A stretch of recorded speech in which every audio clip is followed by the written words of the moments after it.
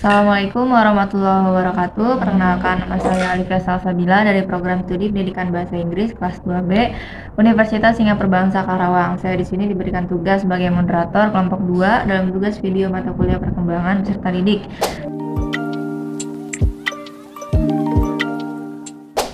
Perkembangan afektif mengacu pada perkembangan emosi, perasaan, dan sikap seseorang sepanjang rentang kehidupannya. Ini melibatkan pemahaman dan pengaturan emosi, perkembangan hubungan interpersonal yang sehat, dan pembentukan nilai-nilai, sikap, dan moralitas. Berikut adalah beberapa aspek penting dalam perkembangan afektif. Yang pertama, pemahaman emosi. Pada tahap perkembangan awal, anak-anak mulai mengenali dan memahami emosi dasar seperti kegembiraan, kesedihan, kemarahan, takut, dan kejutan. Seiring bertambahnya usia, mereka belajar mengidentifikasi dan mengungkapkan emosi dengan kata-kata, serta memahami penyebab dan konsekuensi emosi. Yang kedua, pengaturan emosi. Selama perkembangan afektif, individu belajar mengelola dan mengatur emosi mereka dengan cara yang sehat. Mereka mengembangkan keterampilan dalam mengidentifikasi, mengekspresikan, dan mengendalikan emosi mereka, termasuk kemampuan untuk menenangkan diri, mengelola stres, dan menyelesaikan konflik dengan cara yang produktif. Yang ketiga, ada hubungan interpersonal. Perkembangan afektif juga mencakup perkembangan hubungan interpersonal yang sehat dan bermakna. Individu belajar berinteraksi dengan orang lain, membentuk ikatan emosional, dan mengembangkan kemampuan untuk memahami dan merespon perasaan dan kebutuhan orang lain. Ini melibatkan keterampilan seperti empati, kepedulian, kerjasama, dan komunikasi yang efektif. Selanjutnya juga ada perkembangan nilai dan moralitas. Selama perkembangan afektif, individu juga mengembangkan nilai-nilai, sikap, dan moralitas yang membimbing perilaku mereka. Mereka belajar membedakan antara benar dan salah, mengembangkan rasa tanggung jawab, integritas, dan empati terhadap orang lain. Ini melibatkan pembentukan prinsip moral, pemahaman tentang keadilan, dan kesadaran sosial. Lalu yang terakhir itu ada perkembangan identitas. Identitas merupakan bagian penting dari perkembangan afektif. Selama masa remaja, individu mengalami eksplorasi dan pencarian identitas mereka. Mereka mencari tahu siapa mereka, apa yang mereka percayai, dan di mana mereka cocok dalam dunia sosial. Proses ini melibatkan eksplorasi nilai-nilai, minat, dan tujuan hidup mereka. Perkembangan afektif merupakan proses yang berkelanjutan sepanjang kehidupan dan dipengaruhi oleh pengalaman sosial, lingkungan, dan interaksi dengan orang lain. Hal ini penting untuk mendukung perkembangan afektif yang sehat dengan memberikan lingkungan yang mendukung, ekspresi emosi yang positif, komunikasi terbuka, dan interaksi sosial yang baik.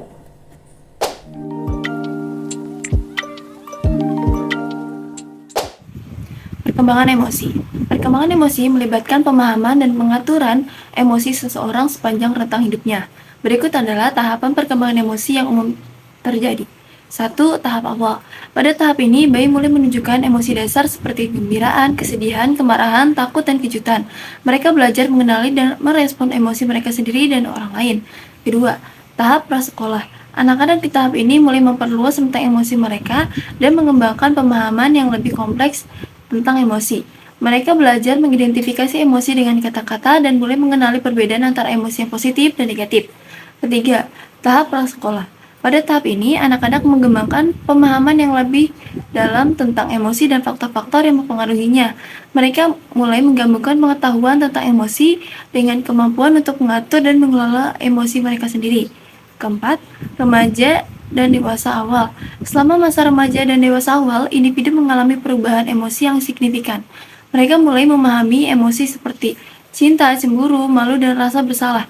Mereka juga mengembangkan kemampuan untuk mengatasi konflik emosional dan mengekspresikan emosi dengan cara yang sehat.